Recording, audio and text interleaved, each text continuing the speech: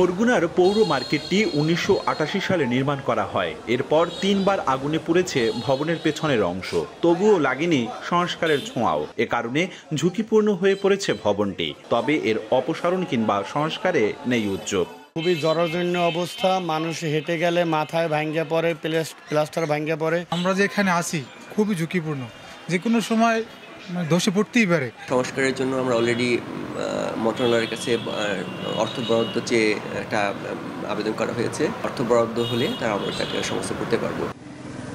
পিরোজপুরে সরকারি বেসরকারি অর্ধশত ভবন ঝুঁকিপূর্ণ। পুরাতন ডিসি অফিস, পুলিশ লাইন্সের কিছু ভবন ও হাসপাতালের মতো গুরুত্বপূর্ণ প্রতিষ্ঠান আছে এই তালিকায়। গোপালকৃষ্ণ টাউন ক্লাব মার্কেটেরও বেহাল দশা।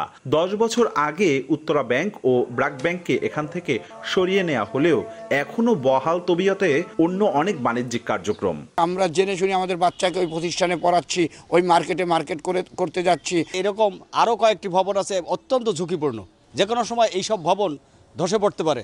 ঝুঁকিপূর্ণ ভবন তো আছেই, সঙ্গে বিধিমালা না মেনেই পটুয়াখালীতে একের পর এক নির্মিত হচ্ছে বহুতল ভবন। এসব ভবনে জীবনের ঝুঁকি নিয়ে বাস করছে মানুষ।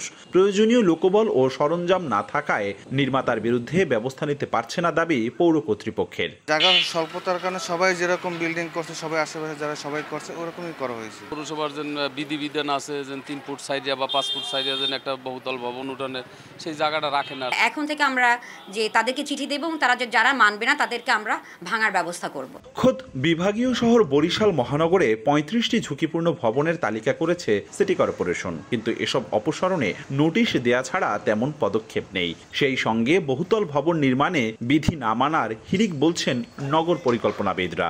ভূমিকম্প হইলে ঝুঁকে যাবে, যদি পড়িয়েই যায় তাহলে তার আশেপাশে যা কিছু থাকবে তা সব চাপা পিটে যাবে। আমাদের সয়েল এমনি ডোবা, খাল, নদী এগুলা দিয়ে পরিপূর্ণ ছিল।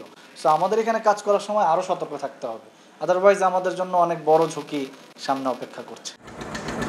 বরিশালে নতুন ভবন নির্মাণে ইমারত বিধিমালা 1996 মানা হয় সিটি কর্পোরেশন এলাকায়। শর্ত ভঙ্গে গত 6 মাসে শতাধিক ভবন মালিককে জরিমানা সহ শাস্তির আওতায় আনার কথা জানিয়েছে নগর ভবন কর্তৃপক্ষ। অপূর্ব অপু, সময় সংবাদ, বরিশাল।